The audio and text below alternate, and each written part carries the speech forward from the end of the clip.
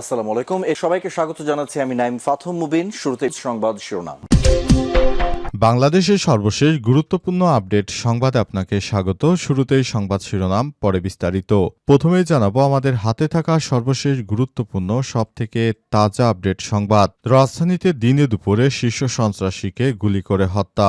প্রকাশ্যে দিবালোকে রাজধানী সূত্রাপুর সাইফ মামুন ৫৫ নামের এক শীর্ষ সন্ত্রাসীকে গুলি করে হত্যা করেছে দুর্বৃত্তরা আজ বেলা ১১টার দিকে সূত্রাপুরের ঢাকা ন্যাশনাল মেডিকেল কলেজ হাসপাতালের সামনে এই হত্যাকাণ্ডের ঘটনা ঘটে। এরপর জানাবো মুন্সিগঞ্জে বিএনপির দুই গ্রুপের সংঘর্ষে যুবক নিহত, গুলিবিদ্ধ এক। মুন্সিগঞ্জের সদর উপজেলায় বিএনপির দুই গ্রুপের সংঘর্ষে আরিফ মির ৩৫ নামের এক যুবক নিহত হয়েছেন। এই ঘটনায় গুলিবিদ্ধ হয়ে গুরুতর আহত হয়েছে আরও একজন। আহত ইমরান নিহত আরিফের চাচাতো ভাই বলে জানিয়েছে পুলিশ। এদিকে রাজধানীতে দুই যাত্রীবাহী বাসে ভয়াবহ আগুন। রাজধানীর বাড্ডা এবং শাহজাদপুর এলাকায় যাত্রীবাহী দুটি বাসে আগুন দিয়েছে দুর্বৃত্তরা আজ। এই ঘটনা ঘটে, তবে কেউ এতে হতাহত হয়নি। আধা ঘন্টার মধ্যে বাস দুটিতে আগুন দেওয়া হয়। ফায়ার সার্ভিসের সদর দপ্তর নিয়ন্ত্রণ কক্ষের দায়িত্বরত কর্মকর্তা রাশেদ বিন খালেদ বলেছেন, ভোর ৫টা ৪০ দিকে গুলশানের শাহজাদপুর এলাকায় যাত্রীবাহী ভিক্টর পরিবহনে আগুন দেয় দুর্বৃত্তরা।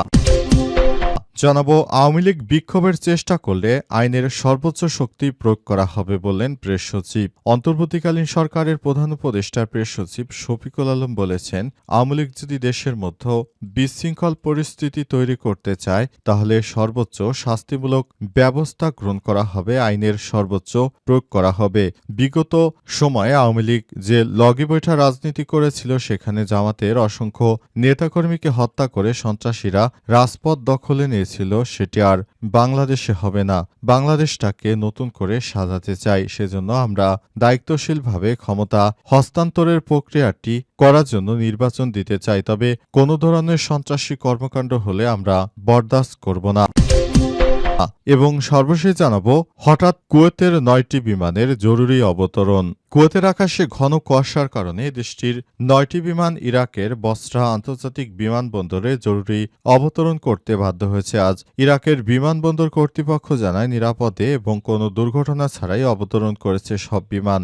একজন ইরাকি নিরাপত্তা কর্মকর্তা স্থানীয় গণমাধ্যমকে জানান, এটি আকাশপথের আন্তর্জাতিক second freedom of the air নীতিমালার আওতায় হয়েছে, যেখানে প্রযুক্তিগত বা নিরাপত্তাজনিত কারণে কোনো পূর্বানুমতি ছাড়াই বিমান দেশে অবতরণ করতে পারে। প্রিয় দর্শক, এতক্ষণ শুনছিলেন সংবাদ শিরোনাম, এবারে বিস্তারিত।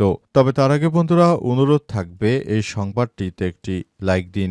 এই চ্যানেলে আপনি নতুন হয়ে থাকলে আমাদের সংবাদটি দেখতে দেখতে চ্যানেলটি সাবস্ক্রাইব করে রাখুন। কমেন্ট করে বন্ধুরা আপনার মূল্যবান মতামত জানিয়ে দিন আপনি বিশ্বের কোন দেশ থেকে বা বাংলাদেশের কোন স্থান থেকে আমাদের সংবাদটি দেখছেন এবং শুনছেন। আর বন্ধুরা, সংবাদটি আপনার সোশ্যাল মিডিয়া ফেসবুকে শেয়ার করে বন্ধুদেরও দেখার সুযোগ করে দিন। এবারে বিস্তারিত। আর গাজা যুদ্ধে আপনি যদি নিরীহ ফিলিস্তিনিদের ভালোবেসে থাকেন, কমেন্টে ইয়েস লিখে বিশ্ববাসীকে জানিয়ে দিন। রাজধানীতে দিনে দুপুরে শীর্ষ সন্ত্রাসীকে গুলি করে হত্যা। প্রকাশ্য দিবালোকে রাজধানীর সূত্রাপুরে সাইফ মামুন ৫৫ নামে এক শীর্ষ সন্ত্রাসীকে গুলি করে হত্যা করেছে দুর্বৃত্তরা আজ ১১টা থেকে সূত্রাপুরের ঢাকা ন্যাশনাল মেডিকেল কলেজ হাসপাতালের সামনে হত্যাকাণ্ডের ঘটনা ঘটে। লালবাগ বিভাগের উপপুলিশ commissioner DC Mallika Hasan Uddin Sami channel 24-কে নিশ্চিত করেছেন। তিনি জানান, নিহত সাইফ মামুন পুরান ঢাকা শীর্ষ সন্ত্রাসী ইমন মামুন গ্রুপের সদস্য। Dhaka national medical ward master Mohibullah জানান, বেলা ১১টার দিকে হঠাৎ করে হাসপাতালের সামনে গোলাগুলির ঘটনা ঘটে। পরে শব্দ শুনে সবাই হাসপাতালের মেইন গেটের সামনে এসে সাইফ মামুন নামের ওই ব্যক্তিকে রক্তাক্ত অবস্থায় রাস্তায় পড়ে থাকতে দেখেন। ওই সময় প্রথমে তাকে ন্যাশনাল মেডিকেল হাসপাতালে নেওয়া হয়, তবে অবস্থার অবনতি হলে সেখান থেকে তাকে দ্রুত ঢাকা মেডিকেল কলেজ হাসপাতালে পরীক্ষা নিরীক্ষা করে চিকিৎসক সাইফ মামুনকে মৃত ঘোষণা করেছেন। এদিকে নিহতের পূর্ব পরিচিত ফাইজুল হক অপু জানান, বেলা ১১টার পর নিহত সাইফ মামুনের ফোন থেকে তাকে কল করে ঘটনাটি জানানো হয়। এই ঘটনার পর পুরো রাজধানী এলাকায় থমথমে অবস্থা বিরাজ করছে। দিনে দুপুরে এভাবে মানুষকে ডাইরেক্ট গুলি করে হত্যার ঘটনা বাংলাদেশের এর আগে কখনো এমনটা দেখা যায়নি। তবে বর্তমান সময়ে অনেক কিছু দেখা যাচ্ছে। বিষয়গুলো খুবই দুঃখজনক ব্যাপার। সেটা যেই হোক না কেন, এই বিষয়টি অত্যন্ত দুঃখজনক। মুন্সিগঞ্জে বিএনপির দুই গ্রুপের সংঘর্ষে যুবক নিহত, গুলিবিদ্ধ এক। মুন্সিগঞ্জের সদর উপজেলায় বিএনপির দুই গ্রুপের সংঘর্ষে আরিফ মীর ৩৫ নামের এক যুবক নিহত হয়েছেন। এই ঘটনায় গুলিবিদ্ধ হয়ে গুরুতর আহত হয়েছে আরও একজন।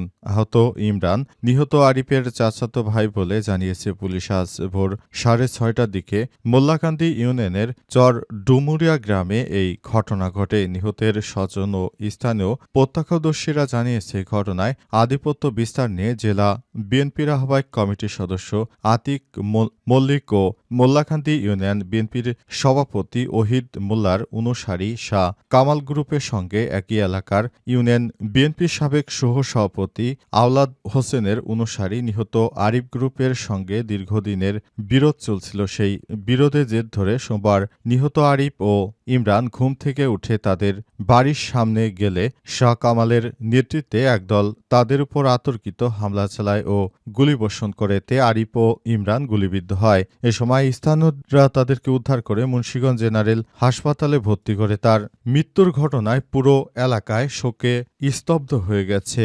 এই ধরনের গোলাগুলির ঘটনা দেশের জন্য বড় ধরনের খারাপ পরিস্থিতি বয়ে আনতে পারে। অন্তর্বর্তীকালীন সরকারের প্রধান উপদেষ্টা প্রফেসর ড. মোহাম্মদ ইউনূসের সরকার ইতিমধ্যে বিষয়টি নিশ্চিত করেছেন যে দেশটাকে সুন্দরভাবে সাজাতে হলে সবকিছু একটা নিয়ন্ত্রণভাবে কাজ করতে হবে। তা না হলে নতুন বাংলাদেশ গড়ে তোলার যে স্বপ্ন নিয়ে এতদিন এগিয়ে যাচ্ছিল সে বিষয়টি থেকে বিচ্যুতি হয়ে যেতে পারে। তাই সবাইকে আরও সতর্ক থাকতে হবে যাতে করে দেশের অভ্যন্তরে কোনো সমস্যার সৃষ্টি না হয়। রাজধানীতে দুই বাসে আগুন। রাজধানীর বাড্ডা ও শাহজাদপুর এলাকায় যাত্রীবাহী দুইটি বাসে আগুন দিয়েছে দুর্বৃত্তরা। সোমবার 10 নভেম্বর এই ঘটনা ঘটে। তবে কেউ হতাহত হয়নি। আধা ঘন্টার মধ্যে বাস দুটিতে আগুন দেওয়া হয়েছে। ফায়ার সার্ভিস ও সদর দপ্তর নিয়ন্ত্রণ কক্ষের দায়িত্বরত কর্মকর্তা রাশেদ বিন খালিদ বলেছেন, ভোর 5:40 দিকে গুলশানে শাহজাদপুর এলাকায় যাত্রীবাহী ভিক্টর পরিবহনের আগুন দেয় দুর্বৃত্তরা। খবর পেয়ে ফায়ার সার্ভিসের দুইটি ইউনিট ঘটনাস্থলে গিয়ে আগুন নিয়ন্ত্রণে আনে। বাসটি সদরঘাট থেকে উত্তরার দিকে যাচ্ছিল। রাশেদ বিন খালেদ আরও বলেছেন, বাসে আগুনের আরেকটি ঘটনা ঘটেছে বাড্ডার ব্র্যাক বিশ্ববিদ্যালয়ের সামনে সকাল 6:30টার দিকে যাত্রীবাহী আকাশ পরিবহনের একটি বাসে আগুন দিয়েছে দুর্বৃত্তরা। ফায়ার সার্ভিসের দুইটি ইউনিট ঘটনাস্থলে গিয়ে আগুন নিয়ন্ত্রণে আনে। এই ঘটনার পর পুরো এলাকায় থমথমে অবস্থা বিরাজ করছে। রাজধানী ঢাকায় নতুন করে বাংলাদেশের সব সমস্যাগুলো এই বিষয়টিকে দেখতে হবে। বিষয়গুলো অত্যন্ত দুঃখজনক ব্যাপার যে রাজধানীতে আবার এই ধরনের ব্যবস্থা হচ্ছে, যেখানে প্রতিনিয়ত আগুন বা হত্যাকাণ্ড নাশকতা চলছে, সেটা দেশের মানুষকে ব্যথিত করে তোলে।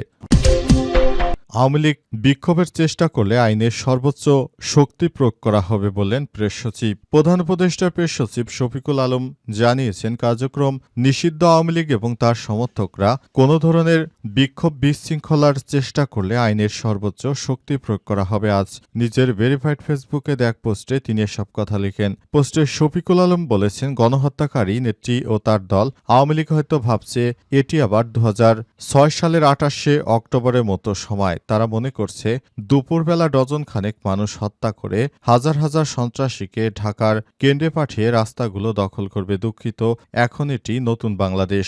জুলাই বিপ্লবীদের ধৈর্য পরীক্ষা না করার আহ্বান জানিয়ে তিনি বলেছেন, মনে রাখবেন এটি 2006 সালের 28শে অক্টোবর নয়, এটি জুলাইয়ের চিরদিনের জুলাই। এদিকে আওয়ামী লীগের 13 নভেম্বর ঢাকা লকডাউন কর্মসূচি ঘিরে আইনশৃঙ্খলা রক্ষাকারী বাহিনী সর্বোচ্চ সতর্ক অবস্থানে রয়েছে। ইতিমধ্যে পুলিশ সদর দপ্তর থেকে মাঠ পর্যায়ে নিরাপত্তা জোরদারের বিষয়ে কঠোর নির্দেশনা দেওয়া হয়েছে। আজ থেকে রাজধানী সহ সারা দেশে বাড়ানো হচ্ছে পুলিশের টহল, চেকপোস্ট ও গোয়েন্দা নজরদারি। যে কোনো ধরনের সহিংসতা ঠেকাতে মাঠে থাকবে সেনাবাহিনী, র্যাব, পুলিশ ও বিজিবি গোয়েন্দা সংস্থার লোকজন। এর আগে রোববার 9 নভেম্বর বিকেলে সচিবালয় স্বরাষ্ট্র মন্ত্রণালয়ের আইনশৃঙ্খলা সংক্রান্ত কোর কমিটির বৈঠক শেষে সাংবাদিকদের প্রশ্ন জবাবে স্বরাষ্ট্র উপদেষ্টা মোহাম্মদ জাহাঙ্গীর আলম চৌধুরী জানান, আওয়ামী লীগের কর্মসূচি ঘিরে কোনো ধরনের শঙ্কা নেই। সেনা সদস্যদের মাঠ থেকে সরিয়ে নেওয়া হচ্ছে না।